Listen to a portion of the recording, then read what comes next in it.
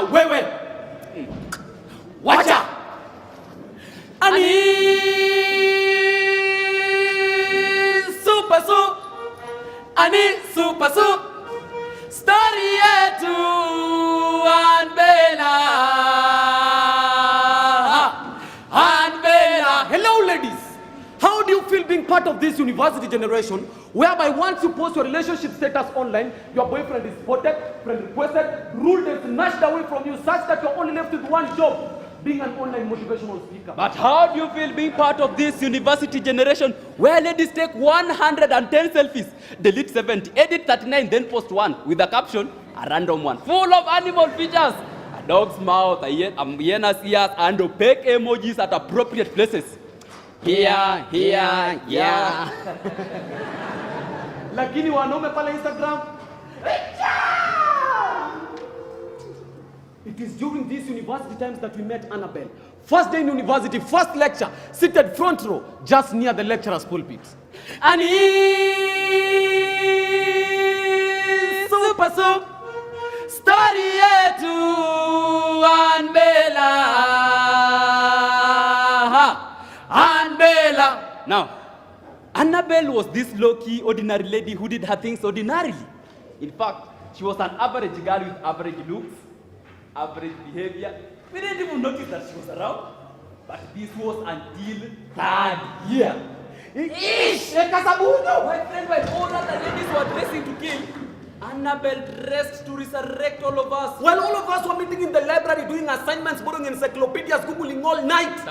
She was not there. While all of us were busy in the library doing research, borrowing encyclopedia, googling all night. Where were Tafuta to Annabelle? She was not there. Now, where was Annabelle? Because Annabelle was never in school, she was never in the hostel, neither was she in her father's house. In fact, when all of us were busy in the cut rooms trying to cope up with all acrobatic styles, copy and exams, sliding down the chair and back, mixing all the facial expressions that we are blessed with, scratching our heads, scratching our armpits, scratching our stomach, scratching our chest.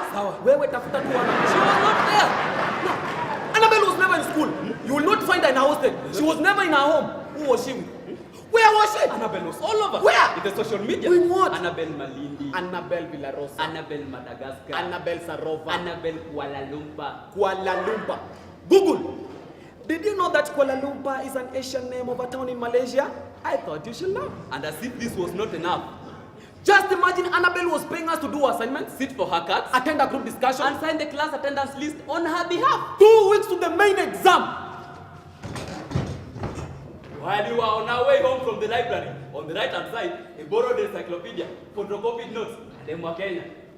On the left-hand side, an Infinix phone, borrowed calculator, and more Kenyas. Beep beep. Aye. Ni sisi kweli. But this was a BMW X6 KCM 009X latest model. Bana. Beep beep again. Hey.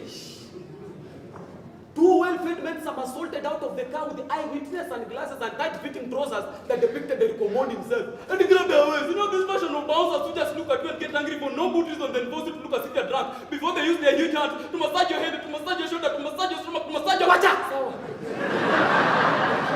Before we could even take off, they led us to the car.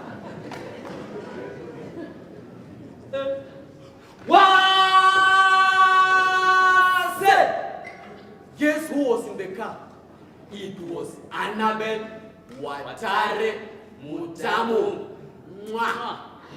Our classmate. My friend in the car, Annabelle was looking extremely beautiful. Annabelle was stinking money. Annabelle was a business mogul. Annabelle was a princess merchant. In fact, she was wearing this expensive thigh-high boot with a golden heel. What was she trying to do? Was she trying to intimidate our financial position? What was she trying to imply? Was she trying to imply that we didn't even know what we were doing with our lives? Was it?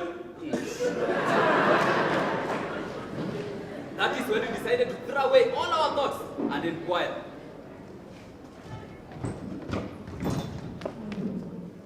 Annabelle, surely, where have you been? What are you doing for a living? Annabelle did not say anything, but she handed us her business cards. Believe it or not, Annabelle was a CEO. My friend, CEO of a fully registered company. Annabelle and Sisters Comfort and Escort Services Company Limited. Wanaume. Comfort Escort Services. Asante. And Matthew, she was still a student just like us. Annabelle then asked if we could join her to her workstation where she was having a show at 12 midnight. That same night. Sisi.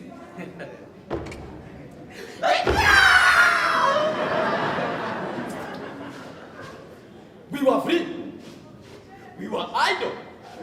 And in fact, that night we didn't even know what we were doing with our lives. 20 minutes later, we were at Wine and Coach Ricochet Club. What do you say, man? Wine and Coach Ricochet Club. Now, Wine and Coach Ricochet Club was a venue where Annabelle and Sisters Comfort and Escort Services Company Limited were having their shows. And never forget, that same night, Annabelle had a show at 12 a.m. midnight. And at the entrance of the bar, we bumped into a polite notice. We escort men to high-end places and offer extra comfort services.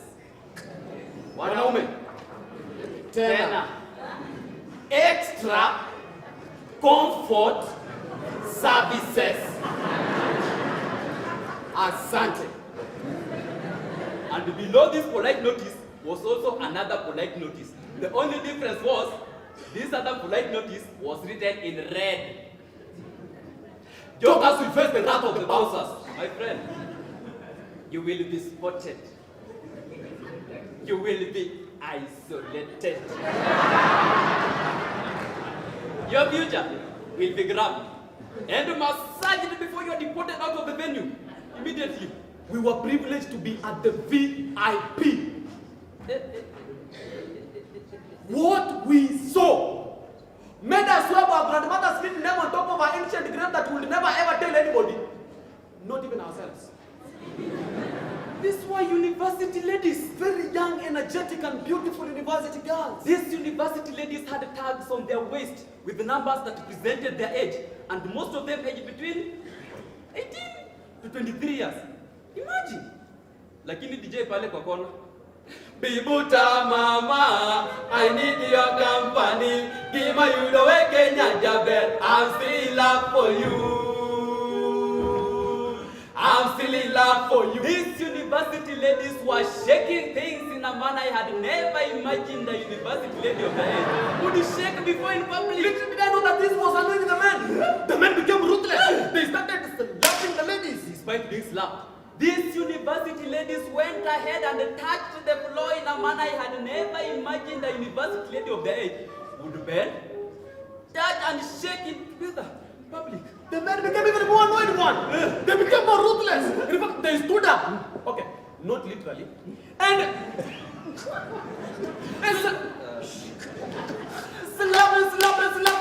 the ladies. So these ladies were abnormal. Imagine despite being slapped, they were not crying. Now, They were happy. we get even more annoyed. Rushed to Annabelle's office. I looked her straight in the eyes and asked her, Annabelle, what is this? Annabelle, is this what you're doing in Nairobi? Annabelle, is this what you're using to intimidate our financial position? Annabelle never wanted us to expose that she was running an illegal business. Therefore, she offered us a contract, and this was our terms and conditions. Term number 1. For every subscriber you bring, it will earn you a 20% commission per subscription. Term number 2. You are entitled to 35,000 Kenyan shillings basic salary. Now, suppose we market Annabelle and Sisters Comfort and Escort Services Limited Company online and make it trend. Of course, thousands of people will come to the club due to the state of euphoria. Now, of the thousands of people talking about it online, suppose 200 people subscribe. Let us do this simple arithmetics. 200 people times the 1,000 regular subscription fee amounts to 200,000 Kenyan shillings.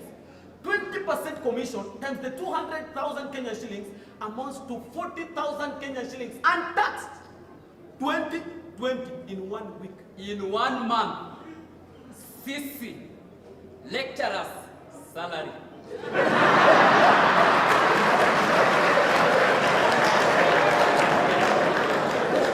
In 1 year, CC, showroom, Subaru. And that is when we saw search within ourselves and realized that we were struggling students, both academically and financially. Therefore, this was a good idea. But this was illegal.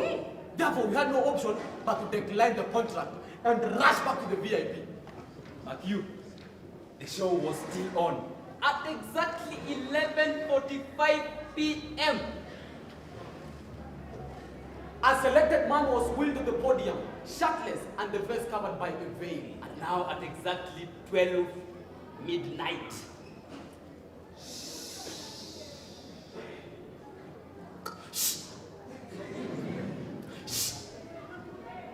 Watch out! My friend, if you continue laughing, as always, you will be spotted. You will be isolated. Your future will be grabbed and massaged before you are deported out of the venue immediately. Guess who? It was Annabelle Watare Mutamu. Mwah! Our classmate. As she walked towards the light, she was preceded by the intoxicating smell of the almonds and rose perfume. She wore a leather choker that accentuated her long neck. Silver chains dangled from the choker, perfectly creating a link to her red corset bra, which gave her round bosom a perfect boost. She had a short leather miniskirt that leaves little to imagination. The thigh-high leather boots added length to her already long sport legs, giving her body a perfect pose. In Annabelle's hand was a leather whip. She looked at us, looked at the VIP guests, then let out a loud whisper. Shall we begin?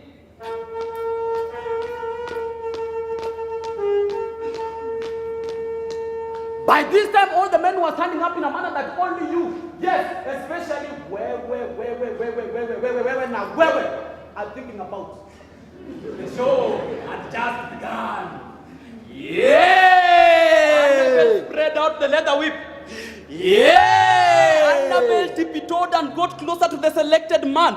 Yeah! Annabelle whipped the leather wing in the air. Yeah!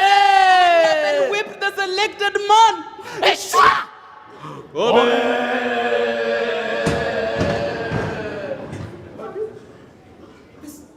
This cry made Annabelle a little bit uncomfortable because to her it seemed familiar. So she hurriedly took off the veil. Uncle Joseph!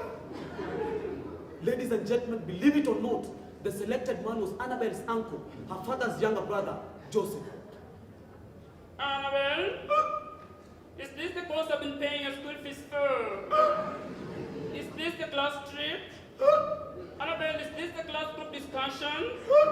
I must say I'm disappointed in you. Ladies and gentlemen, one of the regular subscribers was heard shouting from the back. We pay you to get practical on stage and you bring your family issues on stage and you expect us to go. We are not going. We are not going, Bana. Where's our money? Where is our show? Annabelle Ninani! Shensan! Next morning, Annabelle's face was all over the social media, and that is how she faced social media criticism. Little did we know that the school academic department had launched an impromptu investigation to curb exam cheating, and we were found guilty of exam irregularity and misconduct, and we were served with 1,000 academic day suspension of university. To restore sanity in town, Wine and Coach Ricochet Club was closed. Annabelle and Sisters Comfort and Escort Services Limited Company was disbanded, rendering Annabelle jobless. However, due to the strong impact Annabelle had on the youth and the massive social media following, the Kitu ni Kukachora sponsors. What do you say, man? Kitu ni Kukachora sponsors. Sema vizuri bwana, hao ni sponsors wa drama. Kitu ni Kukachora. Correct. They approached Annabelle and asked if she could spearhead a youth empowerment program that enlightened the youth on social welfare and good conduct. And this changed Annabelle's life positively. And by the way, Uncle Joseph is now newly married. Yeah. And here we are. Jobless. But using our talent to entertain at the Kenya National Drama Festival as we await our 1,000 academic day suspension to expire. And now, ladies and gentlemen, join us as we celebrate a lesson well learned. Jiggy, jiggy, jiggy, jamama. Hey! A Professor Klaus Berry production. Ambela, Overa na Parajanyaga, Nyadi Masaina, Atotina, Tumekafunga.